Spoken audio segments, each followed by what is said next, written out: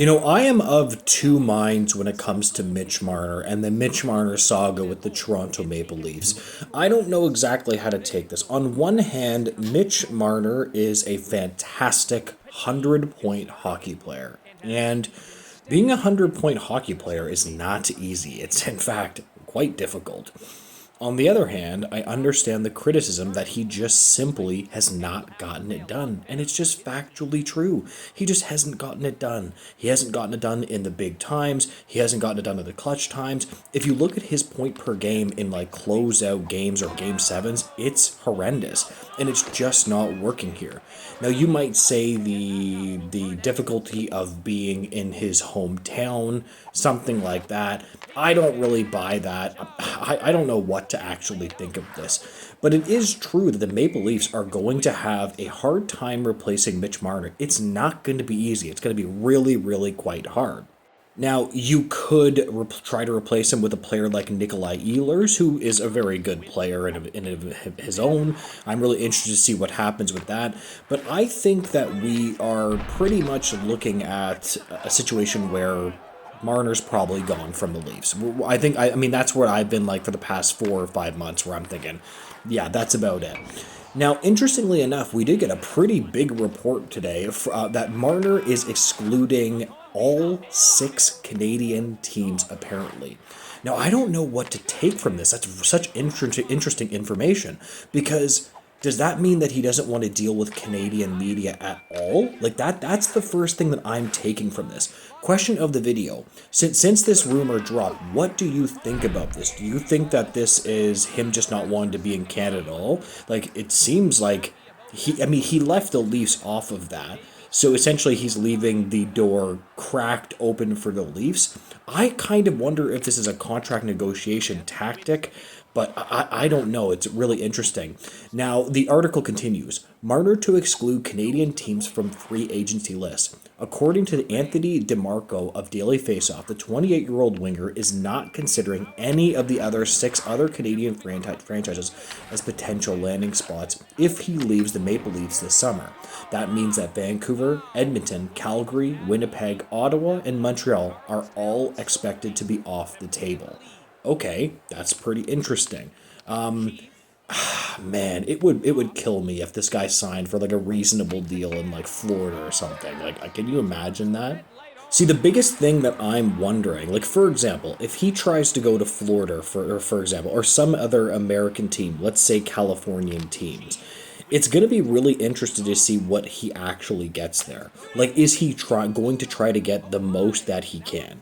There is going to be some team that is so desperate to pay him that is going to offer him absolutely anything that he wants. There is a lot of teams that just haven't been to the playoffs in forever, like the Buffalo Sabres or whatever. So there are going to be teams that are going to offer him a lot. I almost have this conspiracy theory, and Brian Hayes on TSN touched on this. Well, what he was saying is that he almost feels like this is a contract negotiation tactic by Mitch Marner, and I was kind of thinking the same. Because at the end of the day, no matter what you say, if he leaves Toronto, he is going to be the most hated Toronto Maple Leaf of all time. Okay, whether that's fair or not, it doesn't matter. At the end of the day, sports isn't fair, and it doesn't matter whether it's logical or it makes sense. It's just a fact. The article continues. The only thing that could change is how the market reacts to him being available, but the expectation is that there will be enough suitors for teams that he prefers that he won't have to choose a Canadian team.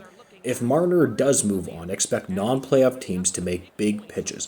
LeBron suggests Marner might be the only, quote, apple available on the market.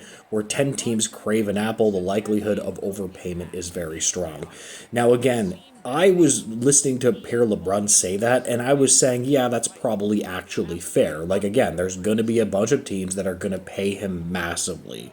Anyways, I do find this incredibly interesting. Now, the one other thing that I really wanted to touch on is the other breaking Maple Leafs news that Keith Pelly says he will not be hiring another president. So essentially, they are going to streamline the hockey process in Toronto, which logically actually does make a lot of sense, right? So, for example, a lot more of the responsibilities is going to be held on Brad Trevling and Berube, guys like that. Keith Pellier is going to be overwatching them.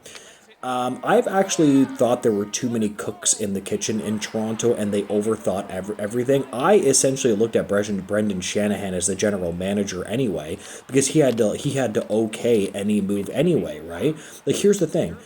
Kyle Dubas and Shanahan really had a lot of friction in their relationship. This is why, because he had to always go through Brendan Shanahan for literally everything, and there ends up being way too many cooks in the kitchen. Think about it. If you're a general manager, it's so hard to get anything done because, oh, I got to talk to my boss. And then ultimately, if he's making the final decision, is the president not the general manager anyway? Like, I understand he's not doing any of the annoying things of calling teams and seeing what's up. But it's just, there was always a rift there. Honestly, there was a rift between Kyle Dubas and Babcock as well. Let's not forget that. I will say, though, that Brad Trevling has done a lot of good things for the Toronto Maple Leafs. I hope that he continues to do that. He got Anthony Stolarz on a fantastic contract, and he was amazing for the Toronto Maple Leafs. If he didn't get injured, maybe they would have made it past Florida. He really rebuilt the Leafs blue line to have a much bigger playoff-ready style of blue line, which I really do think is important to win in the playoffs. If you've followed this channel for a while, I'm an advocate of big, more gritty blue lines. I think that is an important thing. I wonder what Brad Trevling's actual opinion is on whether they should keep these actual players around. Maybe his opinion was that he would have moved on from it too. It's just, you can't really do that as the Toronto Maple Leafs because the president won't let you do anything. I'm really interested to see what happens now because now you could say the Maple Leafs could actually have a lot of change because they're moving off of their president, right? Who was quote unquote president, but pretty much their GM. So now the change can really begin. Anyways, I just wanted to touch on those couple of things. If you could make sure to like, comment, and subscribe, I would greatly appreciate that, guys. And make sure to have a great day. Goodbye, guys.